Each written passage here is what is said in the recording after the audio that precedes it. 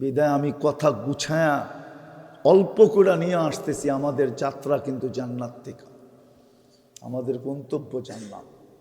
কিন্তু প্রশ্ন দুইটা, প্রস্তুতি কতটুকু, জান্নাত আমি চিনি কতটুকু, আমি জান্নাত মনের থেকে চাই কতটুকু।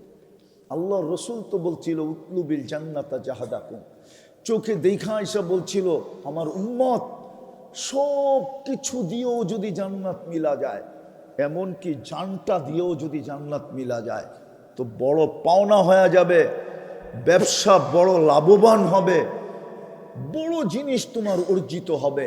তুমি জান দিয়া হইলো জান্নাত নিয়ে আনো।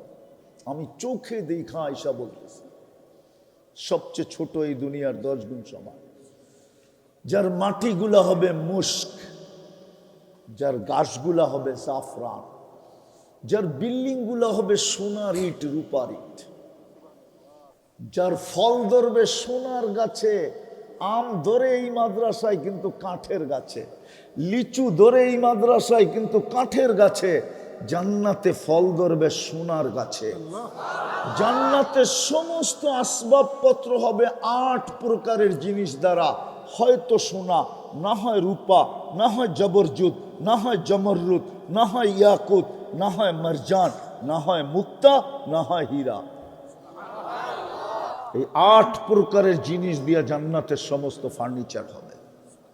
চিরুনি পর্যন্ত সোনার হবে, কাটা পর্যন্ত, চুলের কাটা পর্যন্ত সোনার হবে।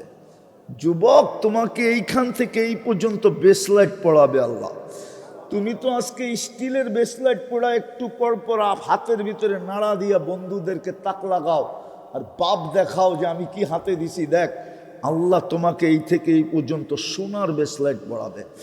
সকালে পড়বে, বিকালে চেঞ্জ, বিকালে পড়বে, সকালে চেঞ্জ, ডেলি 2 বার চেঞ্জ করবে।